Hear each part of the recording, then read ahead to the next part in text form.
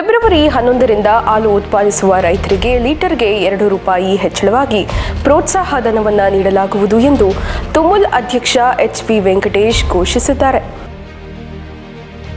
ತುಮುಲ್ ಅಧ್ಯಕ್ಷರಾಗಿ ಆಯ್ಕೆಯಾದ ನಂತರ ರೈತರಿಗೆ ₹2 ಪ್ರೋತ್ಸಾಹ ಧನವನ್ನ ನೀಡಲು ಮುಂದಾಗಿದ್ದಾರೆ ಪಾವಗಡದ ಶಾಸಕ ಹಾಗೂ ತುಮುಲ್ ಅಧ್ಯಕ್ಷ ವೆಂಕಟೇಶ್ ಅವರು. ಪಾವಗಡ ತಾಲೂಕಿನ ಹಾಲು ಉತ್ಪಾದಕರ ಸಹಕಾರ ಸಂಘಗಳ ಕಾರ್ಯದರ್ಶಿಗಳಿಗೆ ಒಂದು ದಿನದ ಜಿಲ್ಲಾ ಮಟ್ಟದ ಕಾರ್ಯಾಗಾರವನ್ನ ಉದ್ಘಾಟಿಸಿ ಅವರು ಮಾತನಾಡಿದರು.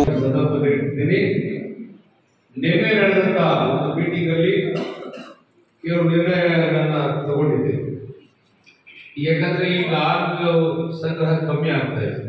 ಹಾಗಾಗಿ ಪ್ರತಿ ಲೀಟರ್ಗೆ ರೈತರಿಗೆ ₹2 ನಮ್ಮ ಉದ್ಯೋಗದಿಂದ ಕೊಡುವ ನಿರ್ಣಯವನ್ನು ನಿನ್ನೆ ಬೋರ್ಡ್ ಮೀಟಿಂಗ್ ಅಲ್ಲಿ ತಗೊಂಡಿದ್ದೀವಿ. 11ನೇ ತಾರೀಕಿಂದ ಅದು ಆಕ್ಟಿವೇಶನ್ ಆಗುತ್ತೆ. ಹಾಗಾಗಿ ನೀವು ಆಮೇಲೆ ಮಾನ್ಯ ಮುಖ್ಯಮಂತ್ರಿಗಳಾದಂತಹ ಸಿದ್ದರಾಮಯ್ಯ ಸಾಹೇಬರನ್ನು ಚರ್ಚೆ ಮಾಡಿದ್ದೀವಿ. ಅದು ಪೂರ್ಣ ಪ್ರಮಾಣದಲ್ಲಿ ಚರ್ಚೆ ಆಗಿಲ್ಲ.